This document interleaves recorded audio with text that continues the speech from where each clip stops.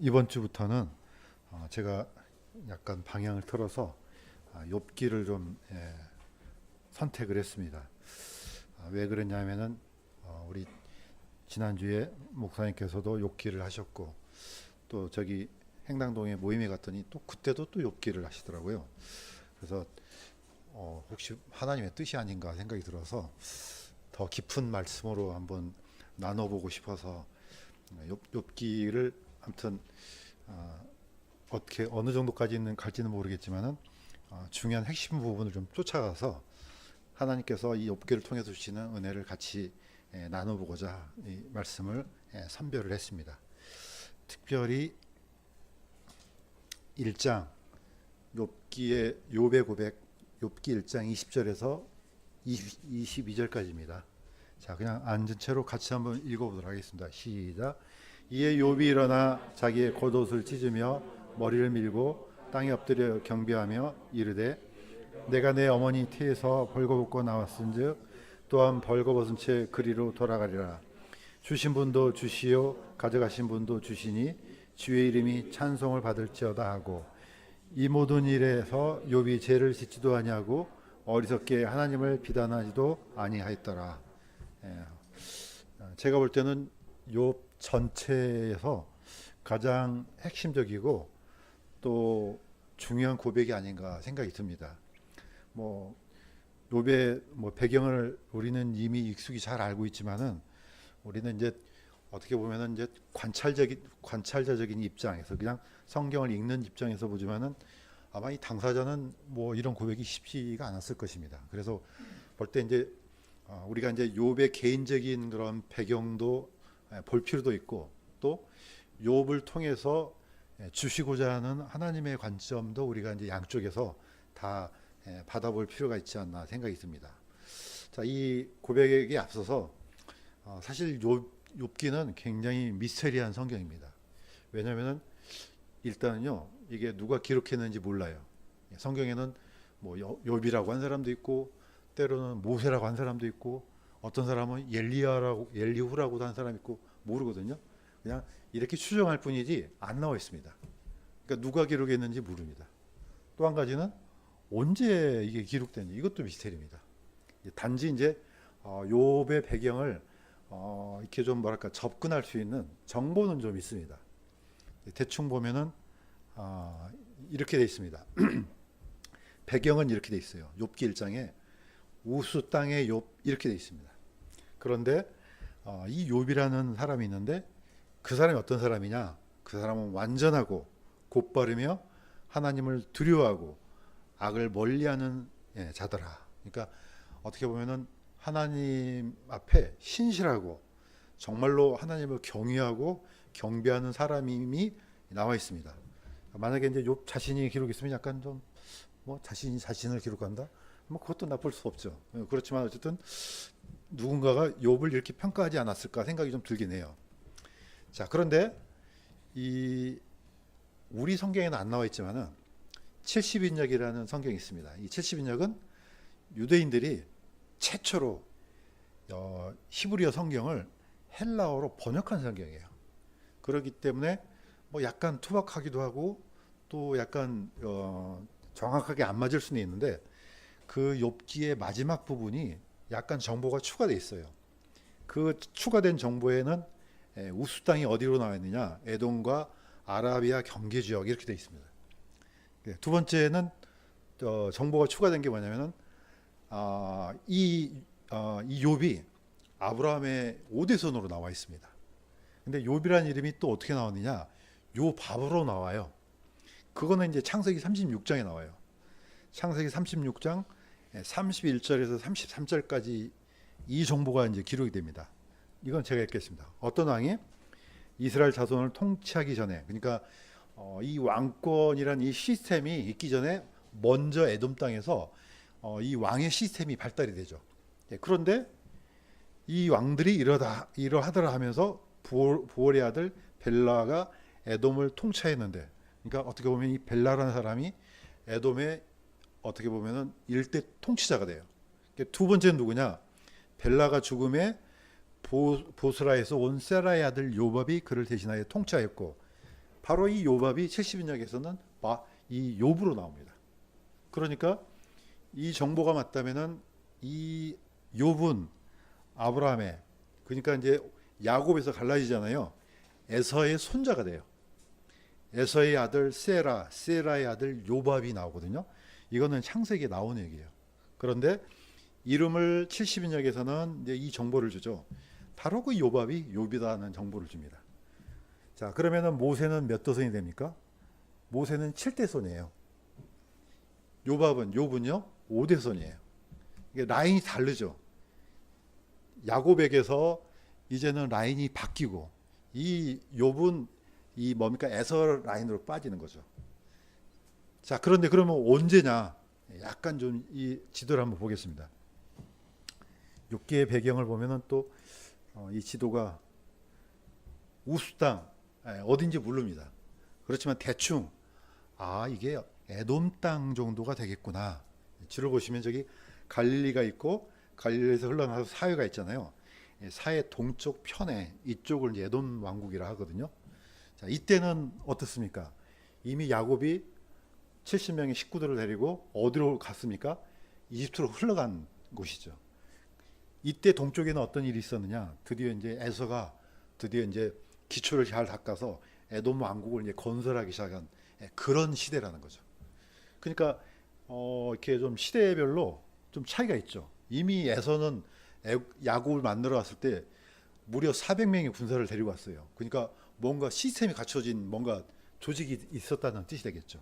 자, 그런데 보시면 아시겠지만 이 에돔의 지역을 보면요, 이 땅을 오른쪽으로 보면은 뭐가 이 빨간 줄이 뭐가 보입니까? 왕의 대로가 보입니다. 이 왕의 대로는 지중해가 이제 큰 두 개가 있잖아요. 왼쪽 있고 동쪽에 있고 아카바만에 있는 이 홍해예요. 바로 홍해에 중요한 도시가 하나 있죠. 엘랏, 에일랏, 그다음에 에시온게벨. 이거는 신명기도 나와요. 에시온게벨하고 엘랏이 나오는데 에시온게벨은 이미 사라진 도시죠. 근데 엘랏은 지금도 이제 번성해서 지금 현재 이 엘랏을 이스라엘이 차지하고 있습니다. 이 지역이 왜 중요하냐? 이쪽으로 보이면은 이집트가 있습니다. 이쪽으로는 바로 요단이 있습니다. 바로 그 사이에 경계에 있는 중요한 어떻게 보면 군사적, 경제적 아주 요충지죠. 이 엘랏이. 옛날 같으면은 이제 배를 타고 이 엘랏에서 물자를 실어서 어디로 올라갑니까? 왕의 대로를 타고 쭉 올라가면은 바로 그 중간에 뭐가 나옵니까? 페트라가 나오고 그 다음에 보스라는 바로 요단의 수도입니다. 에돔의 수도입니다. 쭉 올라가면은 모압이 나오고 암몬이 나오고 저 위로 누가 나옵니까?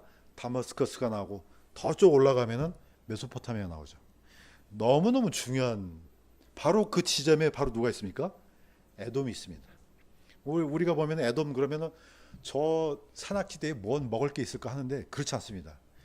교통의 요충지를 차지하고 있으면서 중개무역 또는 여기를 통과할 때마다 뭘 받겠습니까? 통행료를 받죠. 보통 우리 고속도로 가면은 통행료 받잖아요. 가만히 앉아갖고 돈 내고 가잖아요.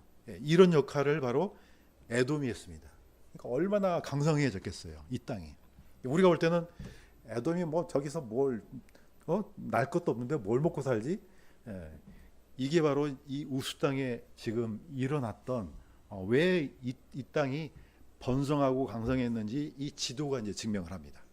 그러니까 욥이 보통 사람이 아니에요. 어떻게 보면 2대 통치자예요. 이제 70인역에 의하면 그러니까 어마어마한 권력을 갖고 있는 사람으로 이제 보는 거죠. 보통 이제 우리 TV에 보면은 이 사진 많이 봤을 겁니다. 페트라입니다. 우리가 뭐 잘 알고 있는 것처럼 지금까지도 사람들한테 알려지고 어떻게 이런 이 사막지대에 이 돌 어떻게 깎아내서 이런 큰 엄청난 건축물을 만들어내는지 지금도 이제 관광객들이 갑니다. 이 지역 전체는 거의 다 요르단 안에 들어 있습니다. 자, 바로 오늘 이 설명이 바로 왕의 대로 그 사이에 에돔이 있었다는 것을 우리가 알 수가 있습니다. 딱 보면은 이제 왜 이분이 욥이 엄청난 권력과 부유함을 가지게 됐는지 약간 조금 들어오는 거죠. 욥기 1장 2절에서 3절 이거는 제가 읽겠습니다.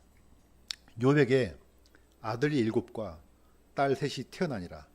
또한 그의 재단은 양이 7천 마리요, 낙타가 3천 마리요, 소가 500결이요. 자, 500결이란 말은 뭡니까? 소가 1,000마리란 뜻이에요. 예, 이걸 두 쌍을 500이라 하거든요. 암나귀가 500마리요. 집안 사람들로 힘이 많았으므로 이 사람은 동쪽의 모든 사람 중에 누구라고요? 가장 큰 자라. 예, 그러니까 약간 맞아떨어지잖아요. 가장 큰 자가 누굽니까? 통치자죠. 예, 이걸 제가 일일이 계산할 수가 없어서 AI한테 물어봤어요. 어느 정도 재산이냐 하니까 거의 수백억. 뭐 그때 당시에 또 하고 지금하고 또 다르니까 우리가 어떻게 보면은 가장 큰 부자구나 이렇게 생각하면 됩니다. 우리나라의 가장 큰 부자가 누구죠? 삼성 뭐 돌아가셨지만 이건희 회장이나 아니면 지금 현재 뭐 이런 종류의 경제적으로는 그렇고, 예, 옛날에는 무슨 부자만 되는 게 아니고 뭣도 갖게 됩니까? 예, 권력도 갖게 되죠. 예. 자, 욥은 그 시대에 어떻게 보면은 이런 위치에 있었던 겁니다. 자, 그런데 우리가 이제 잘 알고 있는 것처럼 어떤 존재가 튀어나옵니까? 예, 드디어 이제 이 안에 미스테리한 존재가 튀어나옵니다. 누굽니까? 바로 사탄이죠. 자, 사탄의 존재가 욥기에 등장합니다. 그런데 짤막하게 이렇게 되어 있습니다.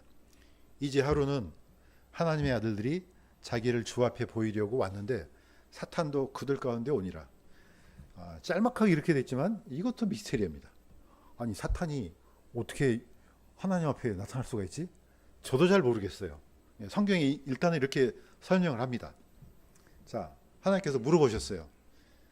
네가 어디서 오느냐 하니까 사탄이 말하기를 땅에서 여기저기 다니고 또 그 안에서 위아래로 거닐다가 오나이다. 이렇게 합니다. 저는 이 구절이 너무나 약간 뭐랄까 저한테는 약간 충격이었어요. 우리는 이 사탄의 존재를 그냥 뭐 어떤 귀신 나부랭이 정도로 생각하는데 아닙니다. 하나님이 계신 곳과 이 땅은요 차원이 다른 곳이에요. 그런데 어떻게 해요? 땅과 하늘이 아니죠. 그냥 이거는 우리가 어떤 가장 가까운 은하계를 간다 할지라도 뭐 이거는 뭐 수십만 년 걸리잖아요.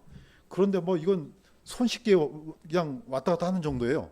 그 다음에 이 땅에서 지구에서 어디 일본이나 어디 가까운 나라 갈 정도 되면 얼마나 걸립니까? 얘는 그냥 뭐 거침이 없어요. 요즘 말하면 거의 뭐라고 합니까? 공간이동? 뭐 이 정도지 않나. 전혀 걸림이 없습니다. 뭐 하나님 계신 데도 갔다가 위로 갔다가 땅으로 갔다가 뭐 이 존재 자체는 거의 신이에요, 신. 네, 어마어마한 능력을 가졌다는 것을 이제 우리가 알 수가 있습니다. 자, 이 존재가 하나님 앞에도 나타났습니다. 물론 지금은 그럴 수 없죠. 성경은 어느 정도 시간에 대한 얘기를 안 하기 때문에 이게 이제 너무 어려운 거죠. 근데 지금은 그렇지 않고 옛날에 그랬다는 거죠. 자, 그런데 사탄의 속성을 우리가 약간 알 수가 있습니다. 자, 하나님께서 물어봤습니다. 네가 내 종 욥을 깊이 살피보았느냐? 그와 같이 완전하고 곧바르며 하나님을 두려워하고 악을 멀리하는 자가 땅에 없느니라. 하나님께서 인정해 주셨어요. 욥 잘 살펴봤지? 너 땅에 내려갔다 왔다며? 어때? 그와 같은 사람이 있어 땅에? 그러니까 사탄이 이렇게 대꾸합니다. 욥이 까닭 없이 하나님을 두려워하나이까? 하나님, 욥이 왜 그렇게 하겠어요? 왜 아무 이유도 없이 하나님을 경외하고 경배하겠습니까? 이게 바로 사탄의 속성입니다. 뭐합니까? 항상 꼬아요. 그 진심을 나쁘게 꼬아요. 그래서 계시록에도 이렇게 되어 있습니다. 우리 형제들을 고소하는 자, 곧 우리 하나님 앞에서 밤낮으로 그들을 고소하는 자가 쫓겨났도다. 땅과 바다에 거하는 자들에게 화가 있으리로다. 마귀가 자기 때가 조금만 남은 줄 알므로 크게 진노하여 너에게 내려갔도다 하면서 고소하던 자 이렇게 나옵니다. 저는 이 고소라기보다는 옛날에 기억성경 중에 참소라는 단어가 있거든요. 저는 이게 오히려 좀 낫다고 봐요. 왜냐하면 고소는 이게 선악의 구별이 없어요. 이거는 합법적인 선안에서 고소할 수 있잖아요. 그런데 참소는 약간 개념이 틀려요. 이거는 약간 부정적이에요. 그냥 저기 좀 정직하고 올바른 사람도 끊임없이 헐뜯고 이런 의미가 약간 들어있어요. 참소 안에가. 영어로는 같은 단어를 쓰지만은 우리 한국의 뉘앙스는 약간 틀려요. 그러니까 사탄의 속성은 뭐냐? 진실을 있는 그대로 받는 게 아니고 아니 저 사람이 왜 그러겠어요. 우리도 보통 그 사람들 사이에 보면은 항상 어떤 사람을 만나면 부정적인 것부터 찾는 사람 있잖아요. 뭐 우리가 사탄은 아니지만은 우리 안에도 이런 속성이 다 있습니다. 그러니까 우리는 이 말씀을 통해서 혹시라도 자기 자신을 객관화시켜서 내가 너무 사람들에 대해서 너무 부정적으로 생각하지 않을까. 혹시 남을 또 헐뜯지 않나. 그러면 내 안에도 이런 나쁜 속성이 있구나. 이렇게 자기를 바라보면은 좀 브레이크가 되지 않을까 생각이 들어요. 왜냐하면 이런 속성이 극심해지면 이건 위험해져요. 늘 사람들의 나쁜 점을 쫓아다니면서 저 사람이 왜 저런 짓을 하겠어. 착한 일을 해도 고지것대로 생각하지 않습니다. 자, 이런 게 바로 사탄의 속성이에요. 창세기에 보면은 이 사탄이 뱀이 거짓말하는 장면을 우리는 떠올립니다. 얼마나 교묘하고 강교합니까? 야, 이걸 먹는 날에는 너희가 하나님이 되니까 그거 먹지 말라 그랬겠지. 왜 먹지 말라 그러겠어? 하나님은 그거 먹으면 안 돼. 먹으면은 그걸 먹으면은 정령 죽어, 반드시 죽어. 이걸 꼬아버리죠. 그러니까 어떻게 보면은 사탄의 속성을 가장 잘 설명하는 동물이 누굽니까? 그게 바로 뱀이에요. 예, 뱀의 두 혀. 예, 왼쪽에 혀든 뭐 오른쪽에 혀든 간에 한쪽은 99%의 진실을 갖고 있습니다. 나머지 하나 치명적인 1%의 거짓을 갖고 있습니다. 이 두 개를 섞어버려요. 그러니까 이게 참인지 거짓인지 모르죠. 요즘에 우리 귀에 들려있는 수많은 뉴스들 보세요. 어떨 때는 보면 이게 진짜인지 가짜인지 모르잖아요.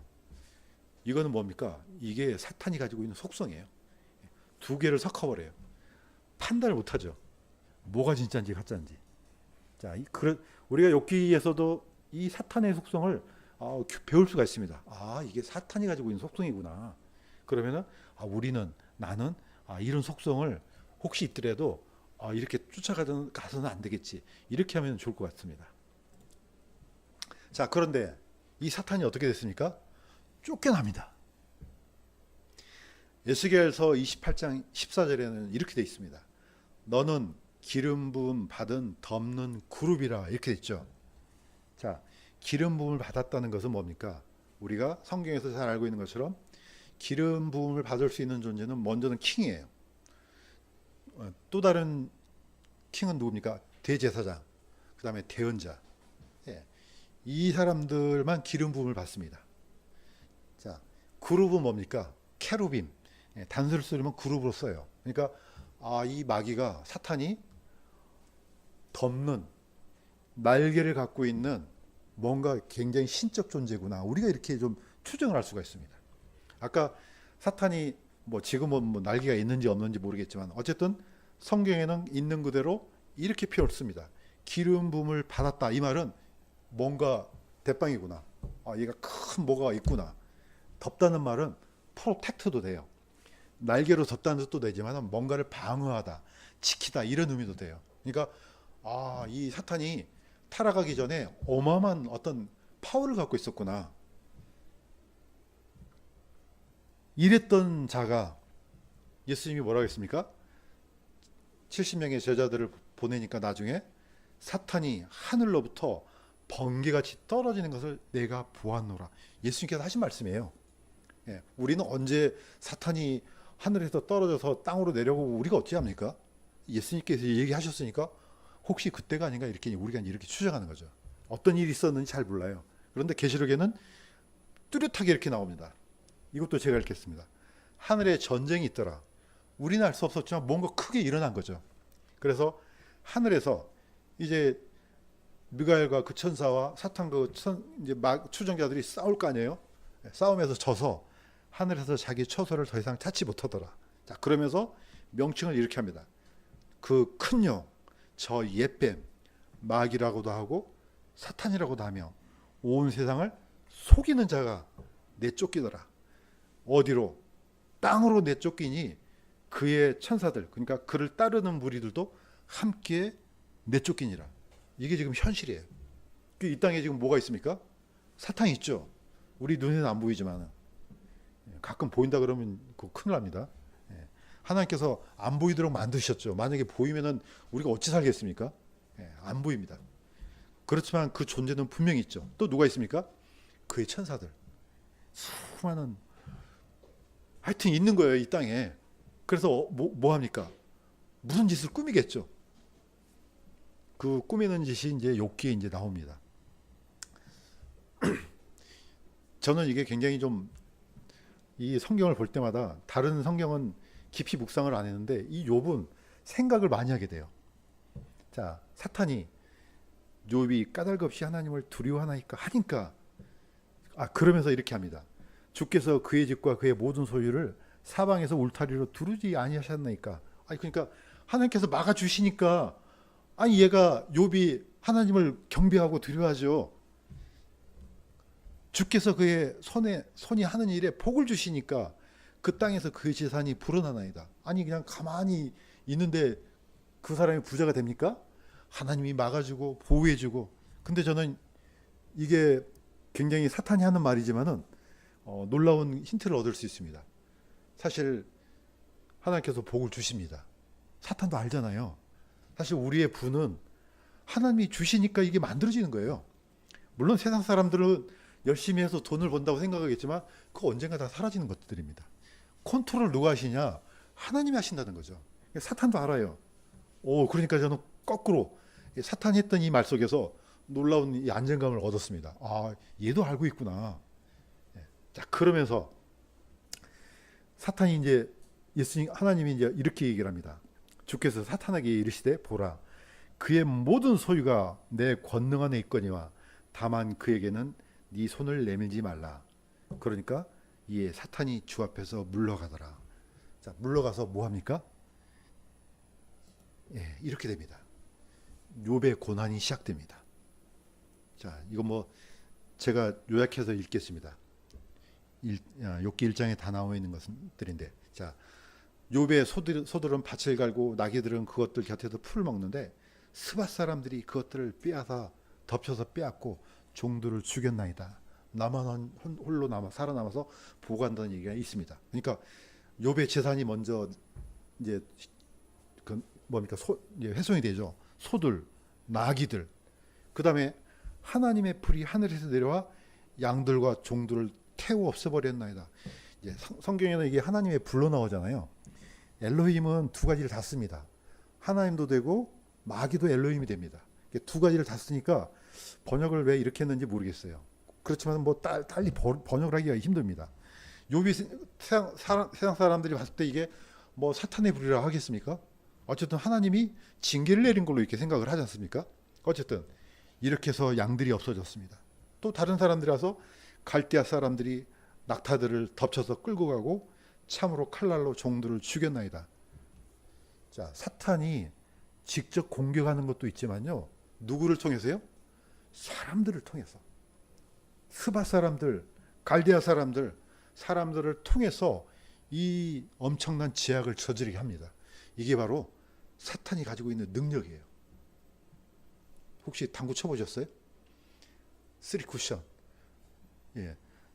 앞에 있는 공을 쳐서 그 구멍에 넣는 게 아니고 이걸 쳐갖고 하나 더 치잖아요. 그 맞는 용어인지 모르겠네요. 얘를 시켜서 일을 시키잖아요. 맞아. 차도 살인. 그 사람의 칼을 빌어서 걔가 그 사람을 하여금 죽이도록 하는 거. 사탄이 쓰는 능력이에요. 또 직접 또 하잖아요. 불을 내려서 양들을 태워버렸습니다. 엄청난 능력입니다.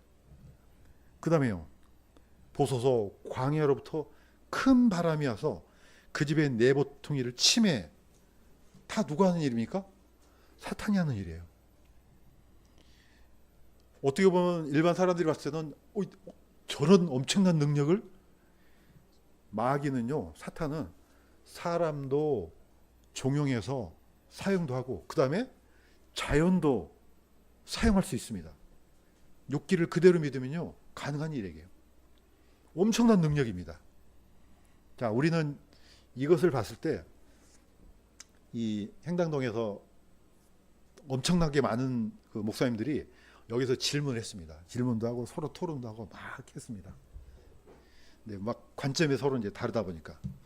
그래서 어떻게 의인 욥이 이런 고난을 받게 되었느냐?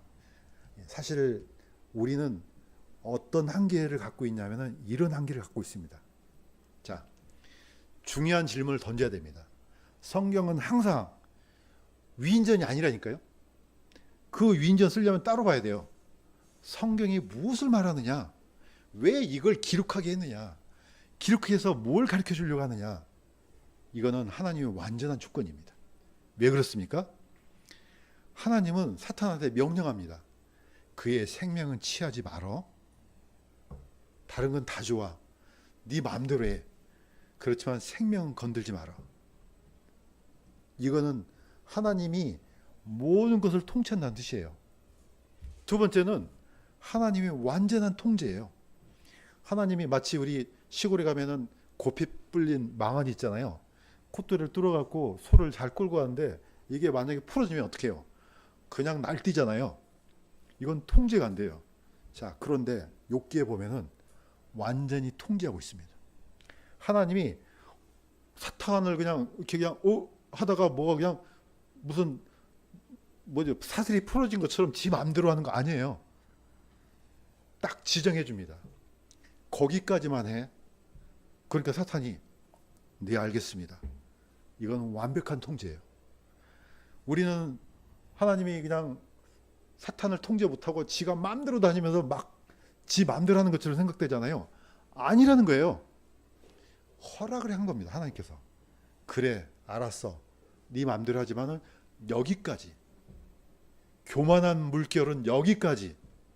막 물이 넘쳐갖고 막 도시를 덮치고 아니죠. 거기까지만 올라와? 그럼 딱 거기까지만 올라오는 거예요. 가장 중요한 게 이제 마지막입니다. 하나님을 제한하지 말라는 겁니다. 우리는 이런 논리에 빠져 있어요. 왜냐? 아마도 가장 깊은 고민에 빠진 사람이 욥일 거예요. 당사자이기 때문에. 아니 왜 내가 하나님을 경외하고 혹시라도 하나님께 누가 되거나 또 하나님의 마음을 상하게 하지 않을까 봐서 번제도 드리고 아니 아들 딸들 다 통제도 잘하고 했는데 보세요. 자기가 가지고 있는 재산뿐만 아니고 하루아침에 아들 7, 딸 3을 잃었어요. 그러면은 이 욥이 생각하지 않겠습니까? 아니 이건 뭐지? 내가 무슨 잘못을 저질렀지? 아무리 생각해도 생각이 안 나는 거예요. 아니, 내가 조금이라도 하나님 말씀에 명령에 어긋나거나 이런 짓을 하면은 이것 때문에 그렇구나 하고 어떻게 논리가 맞잖아요. 이성적으로 내가 아니면 또 우리 조상 중에 누가 이러니까 내가 이런 재앙을 받는 게 당연하지. 그런데 뭐에서 벗어나 버립니까? 논리와 이성에서 벗어나 버려요. 안 맞아요. 이게 아무리 생각해도 이건 안 되는 거예요. 요즘에 과학계에서 지금 양자역학이 엄청나게 지금 사람들한테 회자되고 있잖아요. 과학계를 주름잡는 새 인물이 있습니다. 약간 벗어나는 얘기지만 뉴턴. 이 사람은 시간과 공간은 절대적이라고 했어요. 아무도 이 과학자가 했던 얘기에 토를 달지 않았습니다. 그런데 거기에 의문을 가졌던 사람이 누굽니까? 바로 아인슈타인이었어요. 아인슈타인이 절대적이지 않다. 시간도 다르게 흐른다. 공간도 절대적이지 않고 공간이 휘어진 공간이 있다. 이때 당시 때 사람들은 깜짝 놀랐어요. 이거는 한계. 근데 이 한계를 뛰어넘은 사람이 바로 아인슈타인입니다. 지금 우리가 쓰고 있는 핸드폰이요. 이 원리가 다 아인슈타인이 만들어 놓은 이 원리를 따라서 만들어진 거예요. 우리 보통 버스가 몇 시에 도착하고 이거 있잖아요. 다 이거 그대로 하잖아요. 인공위성이 돌지만은 이 인공위성이 돌아가는 시간대하고 지금 우리 시간대 틀리죠. 그러니까 어떻게 합니까? 다 보정을 시켜서 때려주는 거죠. 그 말이 맞는 거죠. 바로 이 한계를 뛰어넘은 사람들이 바로 양자역학의 아버지라는 닐스 보어라는 사람이 있습니다. 이 사람은 지금도 어렵지만은 아인슈타인이 극복할 수 없는 게 뭡니까? 그게 시간이 가지 않는 시스템을 이해를 못했어요. 아인슈타인은 시간도 절대적이지 않고 공간도 절대적이지 않는데 시간 자체가 없다는 걸 어떻게 이해를 합니까? 그 닐스 보어가 이걸 바로 해결했습니다. 시간이 안 가는 데가 있어. 아예 이 시스템이 작동이 안 돼. 그게 양자 중첩입니다. 굉장히 어려운 얘기죠. 동전을 휙 던졌어요. 그러면 동전이 앞면과 뒷면이 나오잖아요. 딱 펼쳐보면은. 그런데 이게 어떤 얘기냐면은 동시에 앞면도 있고 뒷면도 있는 존재가 동시에 있는 게 바로 양자 중첩입니다. 이걸 우리가 어떻게 이해합니까? 그런 일이 어떻게 있어? 이걸 이해를 못했죠, 아인슈타인이. 그래서 죽을 때까지 거기에 반대하다가 이제 끝을 냈습니다. 어떻게 보면 우리는 이 한계에 갇혀 있어요. 왜? 의인이 고난을 받아? 그게 말이 된 소리야? 그게 하나님의 공의에 맞아? 말이 안 되지, 그거. 먼저는 누가 충격을 받았겠습니까? 욥 자신이 받았습니다. 그게 말이 돼요, 하나님?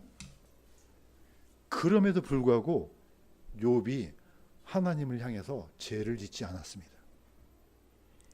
우리는 욥의 위대한 것도 배우지만요, 하나님을 제한하지 말라는 겁니다. 우리는 때로는 내 선악을 만들어 갖고 하나님을 재단합니다. 하나님 그래서는 안 되죠. 예수님이 고난받을 것을 얘기하니까 베드로가 뭐라고 했습니까? 주여! 많이 책망을 했어요, 예수님을.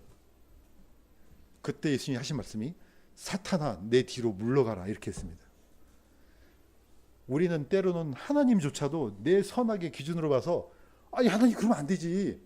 당신 하나님 아니에요? 그 하나님 공의로운 하나님 아니에요? 이렇게 하지 말라는 겁니다. 우리는 지금까지 이런 논리에 빠져 있어요. 자, 그래서 이것을 신명기적 사관이라고 얘기를 하더라고요. 신명기는 뭡니까? 하나님의 공의가 절대적으로 선악의 개념으로 작동하는 거거든요. 그런데 성경 전체를 우리는 다 알 수가 없습니다. 하나님은 분명히 공의 하나님 맞아요. 그런데 우리는 지금 어디에 갇혀 있습니까? 이 짧은 시간대 안에 갇혀 있어요. 그렇기 때문에 우리가 보는 시야는 너무 좁은 거예요. 우리가 가지고 있는 이성과 논리는 여기 한 개밖에 없는데 이 넓은 세상, 이 우주 전체에 퍼져 있는 하나님의 시스템을 어떻게 합니까? 당연히 이해를 못하죠. 그런데 우리가 조금 경험한 거 이것 갖고 하나님을 판단하지 말라는 게 바로 욥기라는 겁니다. 그래서 우리는 이 욥기 속에서 나중에는 깨닫게 되죠.